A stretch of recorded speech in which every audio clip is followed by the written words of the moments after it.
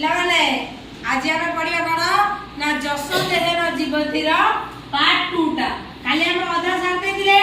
आज आउ अधा सारी दो आज ए अनुच्छेदटा कंप्लीट कर दवा हला ताले कोउट रहिदिला औ ठीक अछि अथ देशम सर्वत 1857 मिते वर्षे आरक्षीणाम योगदान हजारीबाग कारागारे ध्वस्त विध्वस्तश्च तदा सुरेंद्र मुक्त सन प्रजा पुनः संकल्प द्वितीय बार विद्रोह मुदीपितवान कहला अथ देश सर्वत अथ एणु देश रे सर्वत सर्वत माने सबुआड़े देखो छुआ सर्वत अछि लेडी देश मझी माने सर्वत जगह को व्यक्ति द्वितीय 1857 मित वर्षे आरक्षी हम योगदान हजारीबाग कारागार ध्वस्त विध्वस्तश्च माने 1857 मसीह कहला ना आरक्षी माने योगदान देते हजारीबाग कारागार ध्वस्त विध्वस्त होइला माने ध्वंस होई जाइथिला तथा सुरेंद्र मुक्त सन से तो कहला ना सुरेंद्र मुक्त होई जाइथिले सुरेंद्र को नै जाइथिले कारागार को सेते सुरेंद्र को कहले मुक्त होई गेले प्रज्ञा पुनः संकल्प द्वितीय बार विद्रोह मुदीपितवार पुणी द्वितीय बार कौन कले विद्रोह कले द्वितीय बार कौन कले विद्रोह कले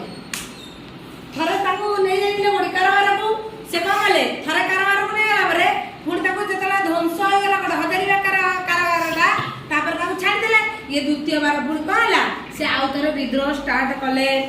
परंतु शासक तस्य प्रबंधन कृत्वा सुप्त अवस्थाया द्वितीय बार 1864 वर्षे सुरेंद्र निवृत्तवान परंतु माने किंतु शासक ह तस्य प्रबंधन शासक माने ताको करले ना प्रबंधन करी से तो शासक के दिले इंग्लिश माने ताको प्रबंधन करी सुप्त अवस्थाया सोइतिबा अवस्था रे द्वितीय बार को करले ताको निवृत्तवान नै जाय दिले कोठी कि ना कारागार पुनः अपराध उपायम आजीवन कारादंडम आदेशम सुदूर असुरगढ़ कारागारे अवस्थित बा तापर नै जाइकी ना कोड रख दिले ना आजीवन कारादंड दे दिले काको सुरेंद्र साहेब को कोडी ना असुरगढ़ रे कोडी असुरगढ़ कोडी असुरगढ़ रे तत्रैव दीर्घतम यंत्रणादायक बंदी जीवन अतिबाहित तापरे दीर्घ जीवन को कले यंत्रणादायक बंदी जीवन से जीवन यापन कले कारण जने बंदी रे रहिले केबे खुशी रे रहि देबो तमुळे मु जेल रे पुरे तमे जेल भल लागो हल्दिया खिचुड़ी खाइ केबे लोक ताले काहे कि जेल को बंदी बुझि पाछ ना नै ताले तमु भल लागियो कि भल लागियो नै से तने यंत्रणा दउतबे से यंत्रणादायक जीवन यापन करी बंदी जीवन से कहले दुष्टिहीन हो जाइतिले तार आखि दुइटी नष्ट होई जाइला तारे कार आखि दुइटी नष्ट होई जाइला रे सुरेंद्र 1884 मित वर्षे मृत्यु अपि अमर अस्ति से कहले ना 1884 रे मृत्यु होई मध्ये अमर होई रहि गले के सुरेंद्र साहेब आखि दुइटी नष्ट होई गला कोडी ना कारागार रे असुरगढ़ कारागार रे तापर से को कले से मृत्युवरण कले केले ना 1884 रे से किंतु सबुदिन पाई अमर होई गले